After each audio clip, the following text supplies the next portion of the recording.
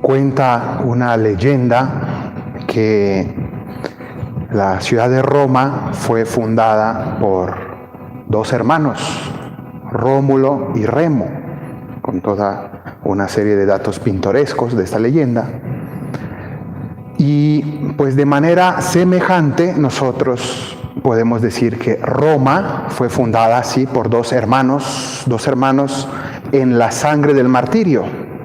Porque para nosotros Roma no es un imperio antiguo, sino que es uno de los reflejos del reino de Dios aquí en la tierra. Uno de esos reflejos de los más bellos, quizá el más relevante de los reflejos del reino de Dios en la tierra es precisamente la Iglesia Católica, el catolicismo.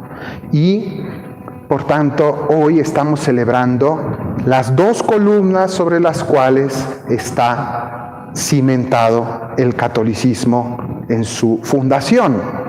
Sin duda, el fundamento principal es Cristo, la roca, pero también estas dos columnas que sostienen nuestra iglesia en los apóstoles, nuestra fe.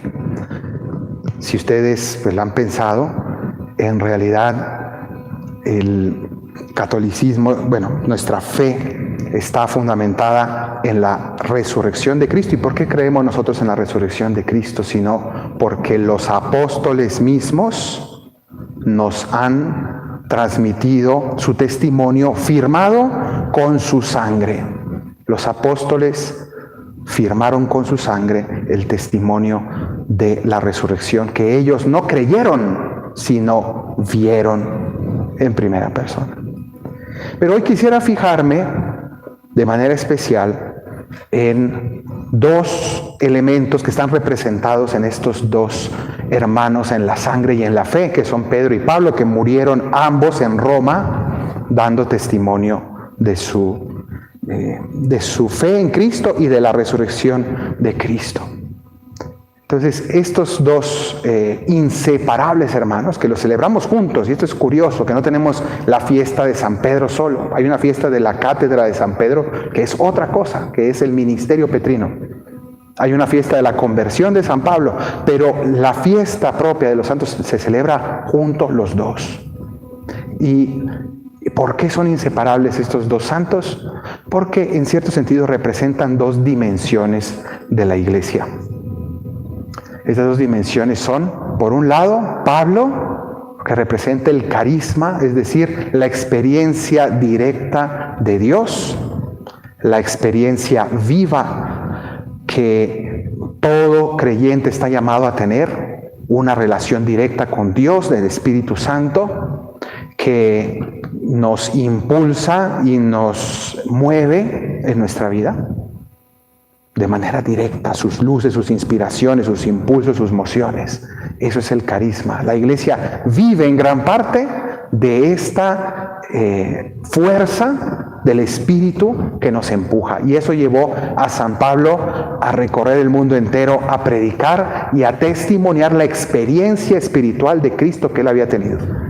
Esa es una gran dimensión importantísima, el impulso, la fuerza del Espíritu Santo en la iglesia. Pero luego hay otra dimensión, y es la dimensión jerárquica, no solo carismática, sino jerárquica, representada en San Pedro, esas llaves que le ponemos en las representaciones iconográficas en sus manos. A ti te daré las llaves, significa a ti te doy la autoridad. Un rey que le entrega las llaves de un reino a alguien significa que ese es su primer ministro. Y por tanto esa autoridad recibida de Dios en unos hombres que son sucesores de los apóstoles, comenzando por el Papa y continuando por todos los obispos y en cierta medida participado por los sacerdotes que colaboramos con los obispos. Y esa es la dimensión jerárquica de la iglesia, representada en Pedro. Y ni los jerarcas de la iglesia pueden vivir y trabajar y avanzar solo a base y a golpe de pura jerarquía, de puros programas, de puras disposiciones disciplinares, decretos, mandatos. Eso se muere si no hay el agua del carisma del Espíritu El Espíritu vivifica a la jerarquía.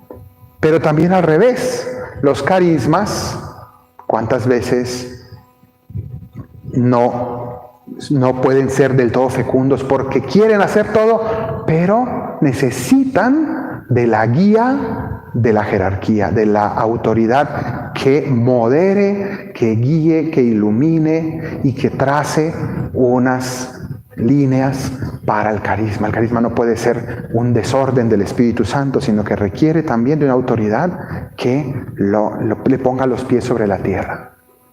Y entonces ambas dimensiones, carisma, que es impulso del Espíritu, jerarquía, que es orden venida también de Dios a través del sacramento del orden, precisamente. Estas dos dimensiones se complementan. Un caso histórico muy elocuente es, por ejemplo, en el caso de Catalina de Siena, una mujer con un carisma del Espíritu Santo maravilloso, y que fue la que impulsó, animó, corrigió e incluso amonestó al Papa mismo para que volviera a Roma a gobernar. Una mujer sencilla y letrada, pero doctora de la Iglesia, porque tenía el carisma del Espíritu Santo, una relación directa con Dios, pero que no prescindía del amor al Papa, a quien ella llamaba el dulce Cristo en la tierra. Por tanto, también nosotros en nuestra vida personal necesitamos, por un lado, tener una vida de oración fuerte que reciba del Espíritu Santo impulsos diariamente para iluminar nuestra vida, pero al mismo tiempo un seguimiento fiel y amoroso de la Iglesia y de sus disposiciones y de sus mandatos, con obediencia humilde a quienes Dios ha puesto al frente de nuestras almas y de nuestra Iglesia. Pidámosle al Señor por el Papa, pidámosle al Señor por todos los católicos del mundo en este día, para que cada día seamos más fieles al depósito de la fe de los apóstoles. Que así sea.